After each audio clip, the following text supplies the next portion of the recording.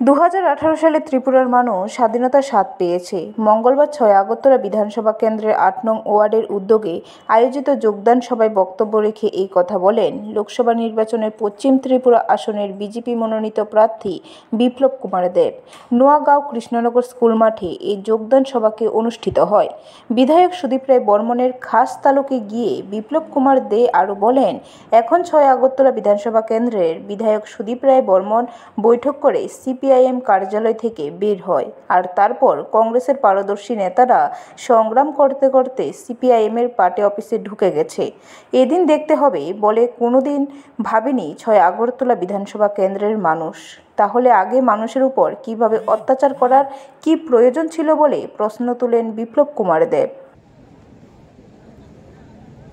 ঘরের মধ্যে মহিলাদের যে অত্যাচার বন্ধ করতে হবে, কিন্তু তার জন্য কিছু করেছে কমিউনিস্ট পার্টি। তার জন্য কিছু করেছে।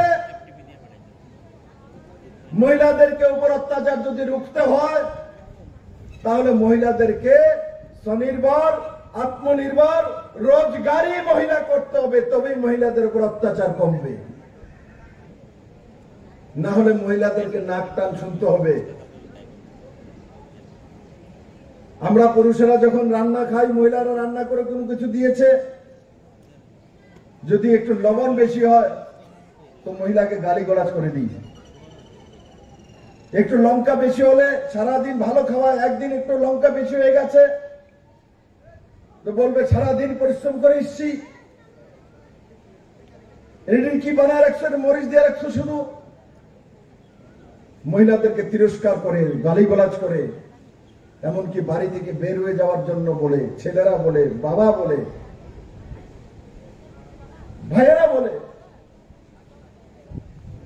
কিন্তু আজকের দিনে নরেন্দ্র ভাই মোদী এমন ভাবে মহিলাদেরকে সশক্ত করে তুলছে, যেই কারণে মহিলাদেরকে এখন গালি বেশি খেতে হয় না। কারণ কি, প্রধানমন্ত্রী আবাস যোজনার ঘর ম্যাক্সিমাম মহিলাদের নামে, প্রধানমন্ত্রী শৌচালয় যোজনার শৌচালয় মহিলাদের নামে, গ্যাসের চুলা, গ্যাসে রান্না করবেন উজ্জ্বলা যোজনার মাধ্যমে, গ্যাসের চুলা গরিবদের জন্য মহিলার নামে। সবার শেষে বিপ্লব কুমার দেবের হাত ধরে 111 পরিবারের প্রায় 4.5 শতাধিক ভোটার ভারতীয় জনতা পার্টিতে যোগদান করেছে। তাদের হাতে দলীয় পতাকা তুলে দিয়ে দলের স্বাগত জানান বিপ্লব কুমার দেব।